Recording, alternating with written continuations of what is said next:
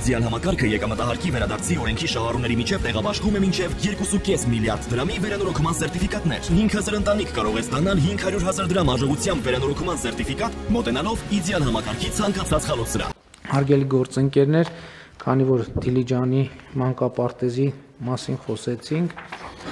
այս թեմայից դուրս սրանք արդեն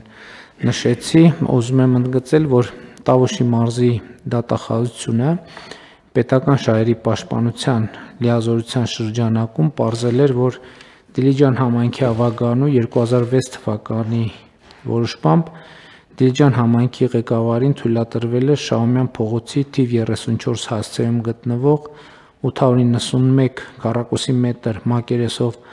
մանկապարտեզի շենքը անհատույց օգտագործման իրավունքով տրամադրել մի կազմակերպության, որը կապվում է նախկինում նախարարի կարգավիճակ ունեցող անձի հետ, փոխկապակցված անձի հետ, եւ դատախազի կողմից ներկայացված հաղորդման հիման վրա 2024 թվականի սեպտեմբերի 12-ին քննչական կոմիտեի Տավուշի մարզային քննչական վարչությունում նախաձեռնվել էր քրեական վարույթ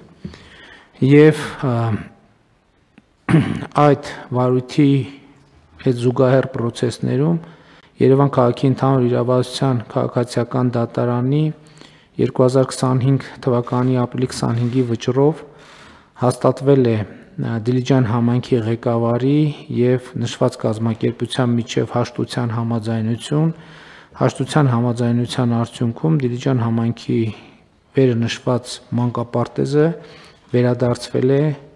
համայնքին, վճիռը հրապարակման պահից մտել է ուժի մեջ, այսինքն մեր process-ների շրջանակում մանկապարտեզը, որը նախկինում համայնքից օտարվել են, արդենից վերջնականորեն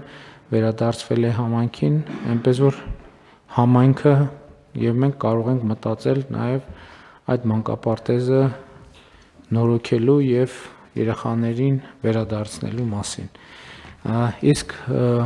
սուբվենցիաների հետ կապված կան հարցեր, դիտարկումներ